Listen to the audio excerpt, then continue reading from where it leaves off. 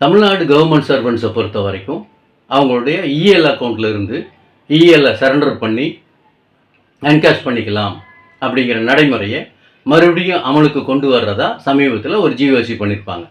1/10/2025 அந்த நடைமுறை அமலுக்கு வரும்னு சொல்லியிருப்பாங்க. இப்போ இந்த இஎல்லை சரண்டர் பண்ணுறதுக்கு முன்னாடி சில விஷயங்களை நம்ம கவனத்தில் வச்சுக்கணும். ஒன்று, நம்மளுடைய இஎல் அக்கௌண்ட்டில் ஒவ்வொரு ஆஃப் இயருக்கும் சரியான நாட்களை கிரெடிட் கொடுத்துருக்காங்களா, அதுக்கான பதிவுகள்லாம் இருக்கா அப்படிங்கிறத வெரிஃபை பண்ணணும். நம்மளுடைய இஎல் அக்கௌண்ட்டை இன்றைக்கி தேதி வரைக்கும் அப்டேட் பண்ணி அதுக்கான என்ட்ரிஸ் எல்லாம் சரியாக போட்டிருக்காங்களா அப்படிங்கிறதையும் நம்ம வெரிஃபை பண்ணணும். அதே மாதிரி நம்ம இதுவரைக்கும் எடுத்த இஎல் அக்கௌண்ட்டை கரெக்டாக கழுவி பண்ணி பேலன்ஸ் அக்கௌண்ட்டை மெயின்டைன் பண்ணியிருக்காங்களா, அதுக்கான என்ட்ரிஸ் எல்லாம் கரெக்டாக போட்டிருக்காங்களா, இன்றைக்கி தேதி வரைக்கும் நம்மளுடைய இஎல் அக்கௌண்ட்டில் சரியான நாட்கள் இருப்பில் இருக்கா அப்படிங்கிறதையும் நம்ம வெரிஃபை பண்ணிக்கணும். அதே மாதிரி பெண்டிங் அப்ளிகேஷன்ஸ், இதுவரை நம்ம இஎல்க்கு அப்ளிகேஷன் கொடுத்துருப்போம், இன்றைக்கி தேதி வரைக்கும் அது சேங்ஷன் பண்ணாமல் இருந்தாங்கன்னு சொன்னால் அந்த லீவுக்கான நாட்களையும் கணக்கில் வச்சுக்கிட்டு நம்ம இஎல் கிரெடிட்டில் எத்தனை நாள் இருக்கும் அப்படிங்கிறத நம்ம அசர்டைன் பண்ணிக்கிட்டு அதுக்கு தகுந்த மாதிரி தான் இஎல்லை சரண்டர் பண்ணணும்.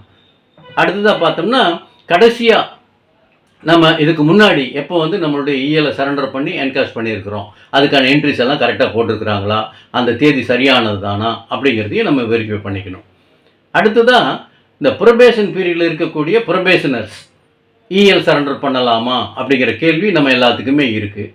ப்ரொபேஷனரும் தன்னுடைய இஎல்லை சரண்டர் பண்ணி என்கேஷ் பண்ணிக்கலாம். ஆனால் அது சரியான நடைமுறையாக இருக்காது. ஏன்னு சொன்னால், ப்ரொபேஷன் பீரியடில் இருக்கிறவங்களுக்கு வருஷத்துக்கே 15 நாள் தான் அவங்க இஎல் அக்கௌண்ட்டில் கிரெடிட் கொடுப்பாங்க.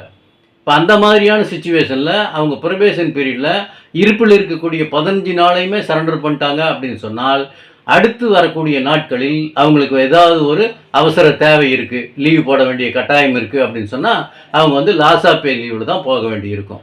அந்த மாதிரி லாஸ் ஆஃப் பே லீவில் போகிறாங்கன்னு சொன்னால் அவங்களுடைய ப்ரொபேஷன் பீரியடு தள்ளி போகும். அதன் மூலம் அவங்களுக்கு நிறைய சிக்கல்கள் வர்றதுக்கு வாய்ப்புகள் இருக்குது. அதனால் இந்த ப்ரொபேஷன் பீரியடில் இருக்கிறவங்க அந்த ப்ரொபேஷன் பீரியட் முடிய வரைக்கும் அவங்களுடைய லீவ் அக்கௌண்ட்டில் குறைஞ்சபட்சம் ஒரு 50 நாள் 60 நாள் சேர வரைக்கும் அவங்க இஎல் சரண்டர் பண்ணாமல் இருக்கிறது நல்லதாக இருக்கும். நன்றி, வணக்கம்.